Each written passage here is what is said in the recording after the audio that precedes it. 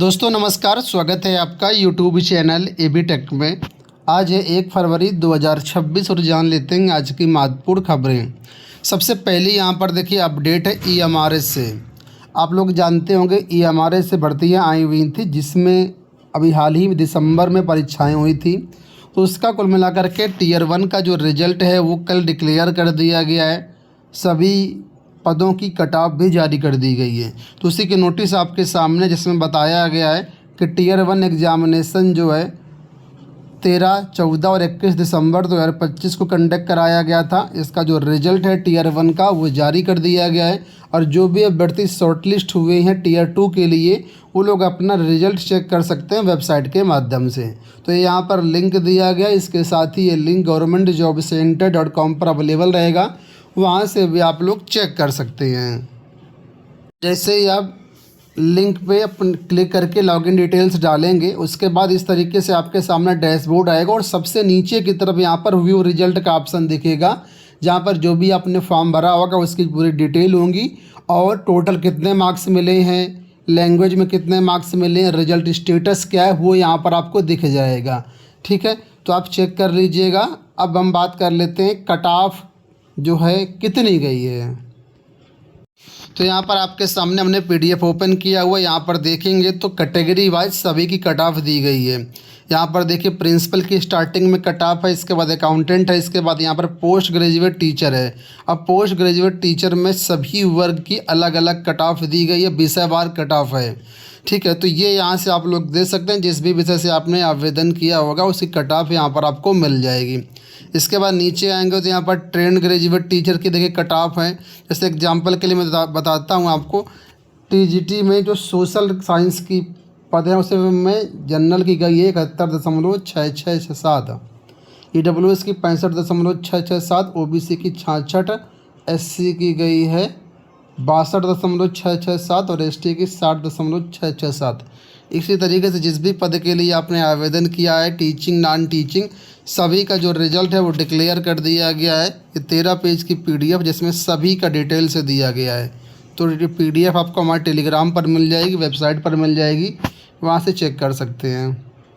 दूसरी अपडेट है लोक सेवा आयोग से। लोक सेवा आयोग से आरओ की जो परीक्षा होनी है 2 और 3 फरवरी को, उसमें जो भी अभ्यर्थी सफल होंगे, ठीक है, तो उनका आगे टाइपिंग वगैरह कराया जाएगा। 2023 आरओ की भर्ती यहाँ पे की बात हो रही है, तो इसमें नोटिस दे करके ये बताया गया है कि जो भी आपकी टाइपिंग होगी वो किस फॉन्ट पर कराई जाएगी। तो लिखा है कंप्यूटर पर हिंदी टंकण परीक्षा कृति देव जो फॉन्ट होता है उसमें कराई जाएगी।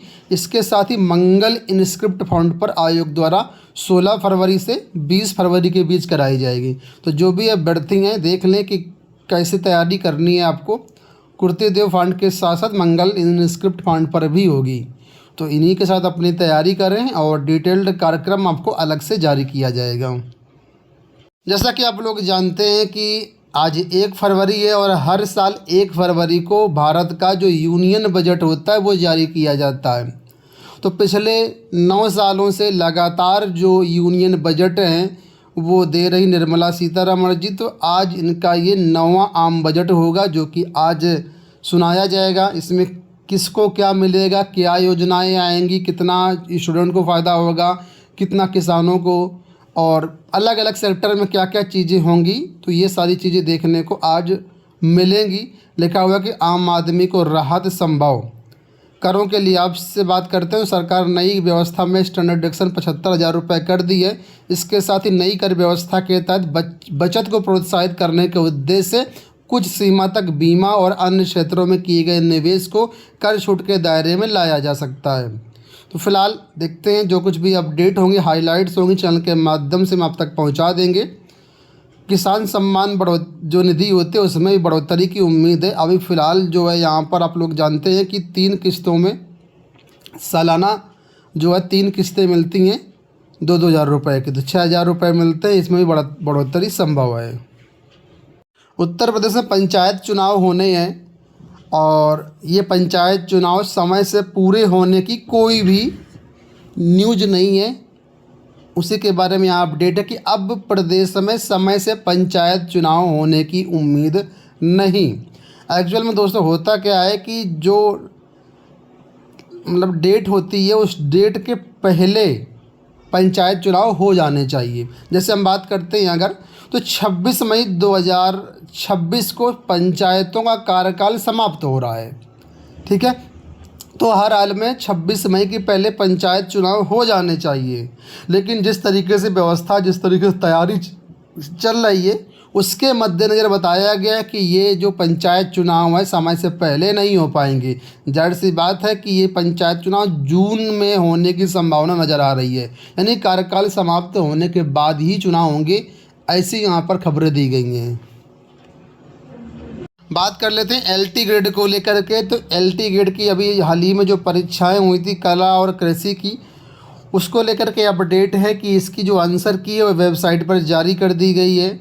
सहायक अध्यापक प्रशिक्षित स्नातक श्रेणी एलटी पुरुष महिला प्रारंभिक परीक्षा 2025 के तहत कला और कृषि उद्यान कर्म विषय की परीक्षा के प्रश्न पत्र स्कैन करके लोक सेवा आयोग की वेबसाइट पर डाल दिए गए हैं। प्रश्नों के नीचे दिए गए विकल्पों में से सही उत्तरों को हाईलाइट और अंडरलाइन किया गया है। यदि कोई आपत्ति होती है तो साक्ष्य के साथ निर्धारित प्रारूप पर 6 फरवरी शाम 5 बजे तक प्रत्यावेदन दे सकते हैं। आपको बता दें ये परीक्षा जो है 24 जनवरी को कराई गई थी। तो इसकी आंसर की उपलब्ध है, governmentjobcenter.com से भी डाउनलोड कर सकते हैं। अब बात कर लेते हैं शिक्षक भर्तियों में क्या चल रहा है। यूपी टीजीटी पीजीटी की बात हो रही है। यहाँ पर लिखा है कि शिक्षक भर्ती के अध्याचनों का परीक्षण करा रहा माध्यमिक निदेशालय। उत्तर प्रदेश शिक्षा सेवा चयन आयोग वर्ष 2022 की लंबित टीजीटी पीजीटी भर्ती की तिथि घोषित करने के बाद अब नया अध्याचन लेने की तैयारी में जुटा हुआ है। इसके लिए ई अध्याचन पोर्टल तैयार कराया जा रहा है। पोर्टल तैयार होने पर एडेड माध्यमिक व एडेड महाविद्यालयों की शिक्षक भर्ती के लिए शिक्षा निदेशालय ऑनलाइन अध्याचन भेजेगा। ऐसे में शिक्षा निदेशक माध्यमिक सुरेंद्र कुमार तिवारी ने प्राप्त अध्याचन तय मानक के अनुरूप नहीं होने पर उसे लौटा करके परीक्षण करके पुनः भेजने के निर्देश डीआईओ को दे दिए हैं। निदेशालय की ओर से एडेड माध्यमिक विद्यालयों के प्रधानाचार्य, प्रधानाध्यापक, सहायक अध्यापक, प्रवक्ता संवर्ग के रिक्त पदों का अध्याचन मंगाया गया था। उप शिक्षा निदेशक माध्यमिक 3 डॉक्टर ब्रजेश मिश्र ने प्राप्त अध्याचनों का निदेशालय में परीक्षण कराया तो अधिकांश तय प्रारूप के अनुरूप नहीं मिले। ऐसे में अपर शिक्षा निदेशक ने मानक के अनुरूप तथा तय फॉर्मेट में नए सिरे से अध्याचन निदेशालय में प्राप्त कराते हुए उपलब्ध कराने के निर्देश दिए हैं। तो कुल मिलाकर के अध्याचन का खेल कब से चल रहा है, साल 1.5 साल से यही चल रहा है। अध्याचन आ जाता है, फिर कुछ कमी निकल जाती है, फिर दोबारा जाता है, फिर कमी निकल आती है। तो ये चल रहा है। अभी तक ये अध्याचन जो है शिक्षा आयोग को नहीं पहुंचा है, और जब तक शिक्षा आयोग को नहीं पहुंचेगा तब तक कोई भी नई भर्ती नहीं आएगी। तो नई भर्ती की जो तैयारियां बहुत ही सुस्त हैं और बहुत ही दयनीय स्थिति है। जो एनआईसी अभी तक पोर्टल का परीक्षण ही नहीं कर पाया है। 1 साल लग गए पोर्टल बनाने में और 1 साल लगेंगे अब परीक्षण करने में। उसके बाद 1 साल लग जाएगा मुझे लगता है इनको अध्याचन भेजने में। उसके बाद आयोग विज्ञापन कब जारी करेगा। कुल मिलाकर के 2027 का चुनाव आ जाएगा या उसके बाद भी हो सकता है। दोस्तों ये हो गई आज की सारी सूचना। इस वीडियो में इतना ही। धन्यवाद।